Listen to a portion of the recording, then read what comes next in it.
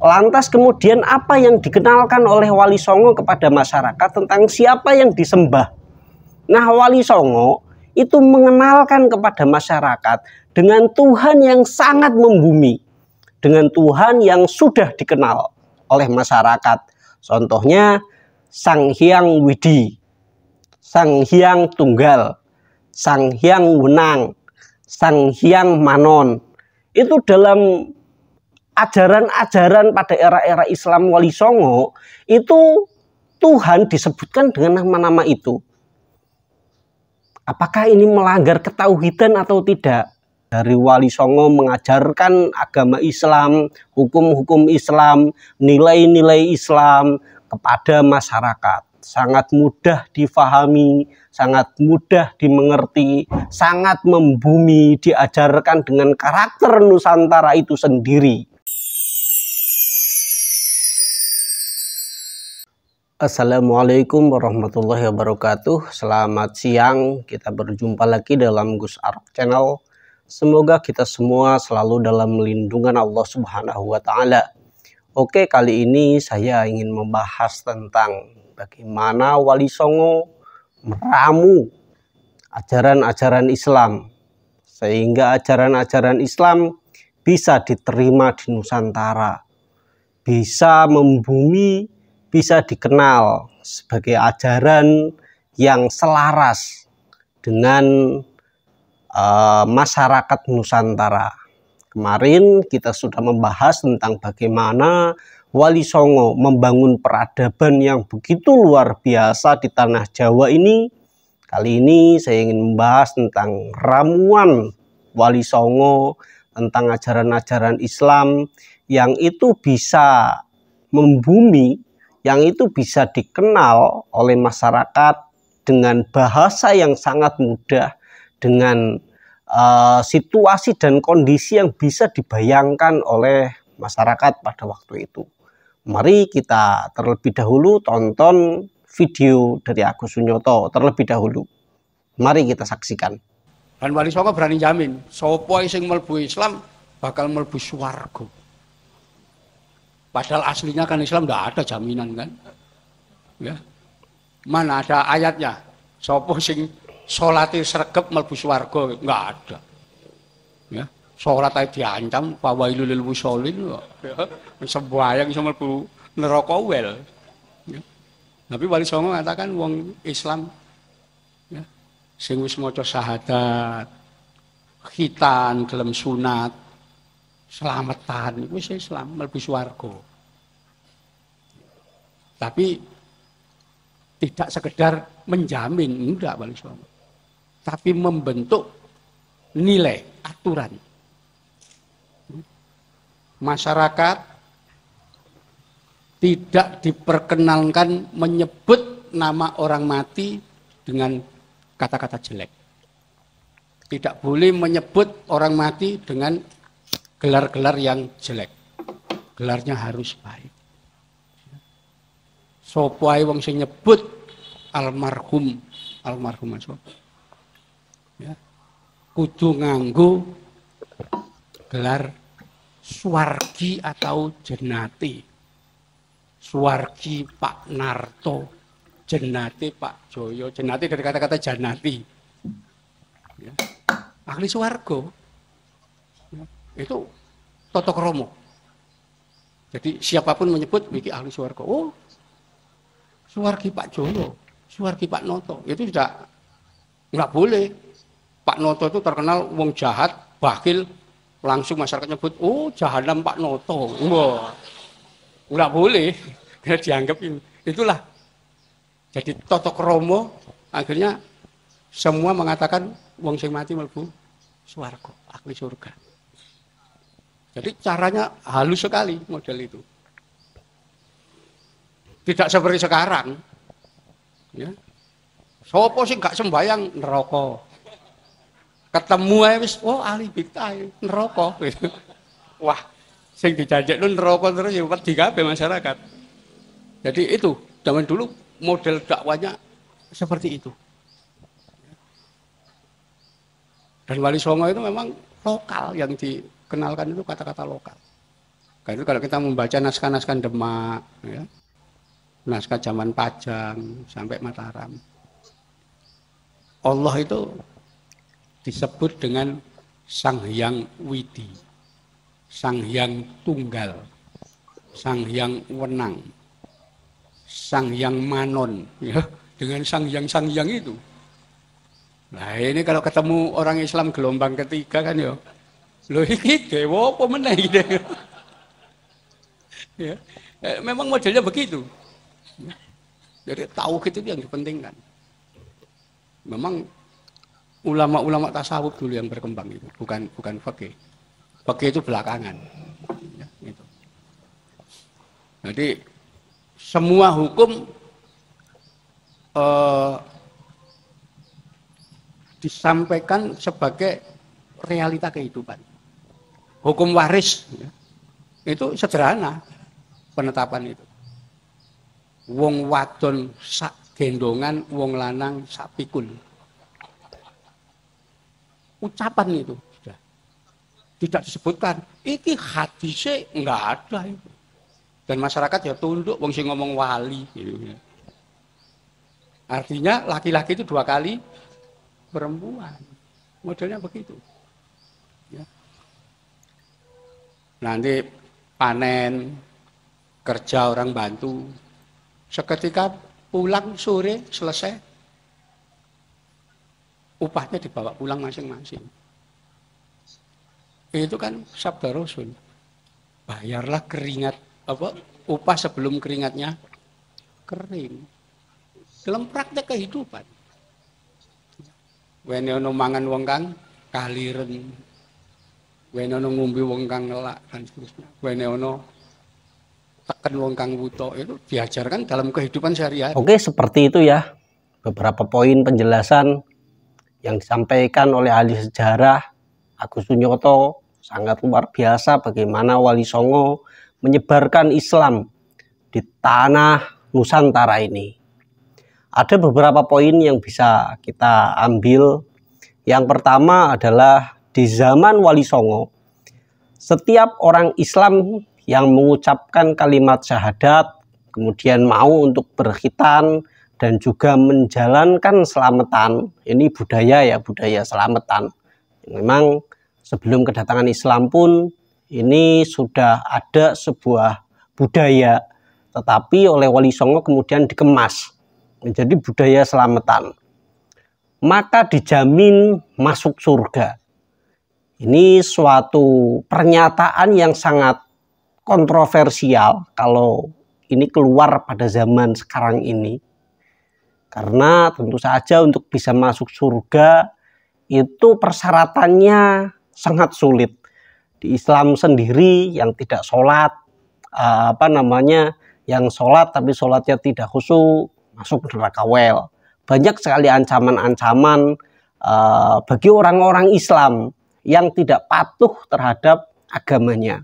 Tetapi Wali Songo menyampaikan ajaran agama Islam itu bagi siapa saja yang masuk agama Islam, berkhitan, kemudian mau selamatan, itu dijamin masuk surga. Tetapi tidak hanya sekedar menjamin masuk surga, tetapi Wali Songo juga membuat suatu budaya, membuat suatu ajaran yang itu berkaitan dengan orang yang sudah meninggal. Yaitu orang yang sudah meninggal tidak boleh disebut ataupun diberi gelar yang tidak baik. Seperti misalnya seorang yang suka mencuri atau suka melakukan kejahatan itu disebut sebagai wah itu jahanam Pak Harto, jahanam Pak Harto. Nah itu tidak boleh disebutkan dengan istilah jahanam atau sebutan-sebutan yang buruk yang menandakan bahwa orang yang sudah meninggal itu orang yang buruk. Itu tidak boleh. Tetapi hanya boleh disebutkan orang yang sudah meninggal itu harus diberi gelar yang baik.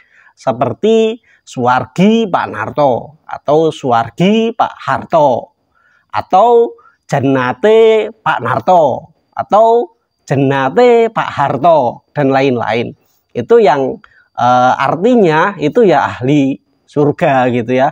Jennate itu ya ahli surga, suwargi juga ahli surga. Nah, dengan konsep budaya yang seperti ini, setiap orang itu mendoakan orang yang meninggal bahwa orang yang meninggal itu semoga masuk surga. Itu suatu budaya yang sangat luar biasa, di mana setiap orang mendoakan orang Islam yang sudah meninggal pasti masuk surga. Ini pengemasan budayanya sangat luar biasa. Mungkin orang-orang zaman sekarang itu tidak tergambarkan ya, tidak tergambarkan bagaimana perjuangan Wali Songo yang sangat luar biasa ini. Kemudian poin yang selanjutnya, Wali Songo berdakwah dengan cara yang sangat membumi. Contohnya, di dalam Islam kita mengenal Tuhan sebagai Allah. Namanya ya Allah di dalam Islam. Tetapi Wali Songo tidak mengenalkan Tuhan sebagai Allah dengan istilah Allah, dengan nama Allah. Karena ya masyarakat Nusantara pada waktu itu belum mengenal dengan istilah nama Tuhan Allah. Lantas kemudian apa yang dikenalkan oleh Wali Songo kepada masyarakat tentang siapa yang disembah? Nah, Wali Songo itu mengenalkan kepada masyarakat dengan Tuhan yang sangat membumi, dengan Tuhan yang sudah dikenal oleh masyarakat. Contohnya Sang Hyang Widi, Sang Hyang Tunggal, Sang Hyang Wenang, Sang Hyang Manon. Itu dalam ajaran-ajaran pada era-era Islam Wali Songo itu Tuhan disebutkan dengan nama-nama itu. Apakah ini melanggar ketauhidan atau tidak? Secara sejati atau secara hakikat ini nggak ada masalah, karena sebutan kepada Sang Hyang Widi, Sang Hyang Tunggal, Sang Hyang Wenang itu juga sebenarnya sifat-sifat dari Tuhan kan. Maka pengenalan Tuhan dengan bahasa-bahasa apapun bagi Wali Songo tidak menjadi persoalan. Itu ibadah sholatnya sudah sama dengan kapitayan, kemudian puasanya diajarkan dengan upawasa, kemudian penyebutan Tuhannya disebutkan dengan Sang Hyang Widi, Sang Hyang Tunggal. Ini sangat luar biasa. Bagi orang-orang sekarang saya kira sangat sulit memahami bagaimana Wali Songo meramu, mengemas ajaran-ajaran Islam ini sehingga bisa membumi dan bisa diterima oleh masyarakat. Saya teringat dengan ucapan dari salah seorang ulama ya, dari salah seorang ulama yang berbicara tentang Wali Songo. Untung kita itu hidup di zaman sekarang, jangankan di zaman Nabi. Kalau seandainya kita hidup di zaman Wali Songo, tidak mengkafirkan Wali Songo saja, itu sudah syukurnya luar biasa.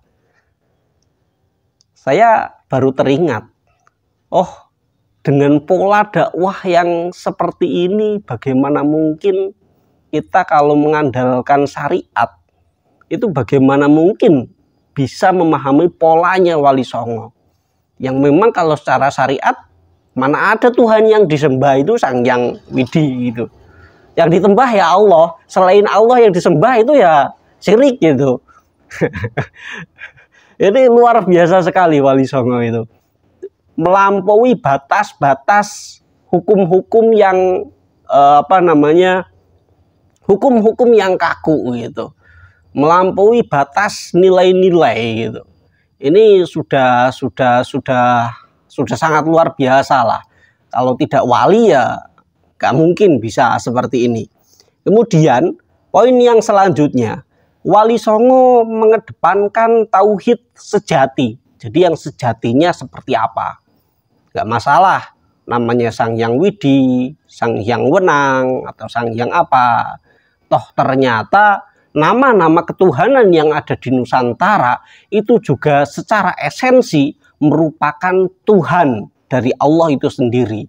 Secara sifat, secara Asmaul Husna itu ternyata sama, tidak menyalahi dari sifat-sifat Tuhan, tidak menyalahi dari Asmaul Husna gitu. Dan orang-orang Jawa pun berkeyakinan sama dengan konsep keyakinannya orang Islam.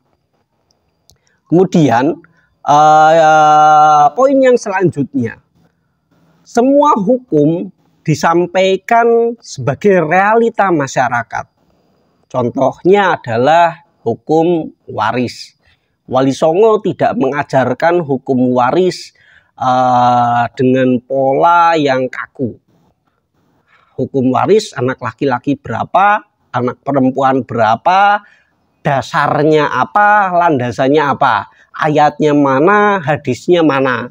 Wali Songo tidak mengajarkan agama Islam ketika itu di Nusantara, tidak dengan menggunakan cara-cara yang seperti itu, yang ke Arab-Araban, tetapi diajarkan dengan bahasa yang sederhana, yang sangat sederhana. Kalau perempuan, wong wadon itu bagiannya sak gendongan, wong lanang itu sak pikulan. Kalau sak gendong itu ya satu, kalau sak pikul itu biasanya dua, depan sama belakang. Itu artinya sama dengan ajaran agama Islam, bahwa jatahnya seorang anak laki-laki itu 2 kali dari perempuan, anak perempuan ya. Kemudian poin yang terakhir, Wali Songo mengajarkan Islam dalam praktek kehidupan, bukan dalam praktek teori, tetapi sudah menjadi ajaran kehidupan di masyarakat. Contoh bahasa yang disampaikan itu sangat sederhana, yang itu merupakan nilai-nilai dari kehidupan bermasyarakat. Wenehono mangan maring wong kang luwe atau kaliren, yang dalam bahasa Indonesia, berilah makan kepada orang yang kelaparan. Wenehono ngombe maring wong kang ngelak, dalam bahasa Indonesia artinya adalah berilah minum kepada orang yang kehausan.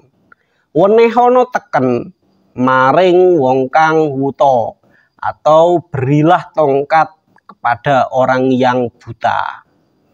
Nah, dari sini kita bisa memahami bagaimana pola dari Wali Songo mengajarkan agama Islam, hukum-hukum Islam, nilai-nilai Islam kepada masyarakat. Sangat mudah difahami, sangat mudah dimengerti, sangat membumi, diajarkan dengan karakter Nusantara itu sendiri. Mungkin cukup sekian dari saya. Bila banyak salah, saya mohon maaf. Wallahul muwaffiq ila aqwamit thoriq. Wassalamualaikum warahmatullahi wabarakatuh.